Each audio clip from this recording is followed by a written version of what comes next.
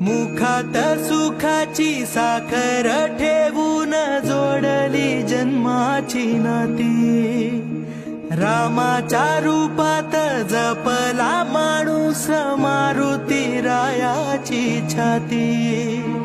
वाघाची लिलानी कपाळी टिळा तो जेड अंधारासाठी, भनक भीतीची नवती भवती आभाळ रे माझ्या पाठी।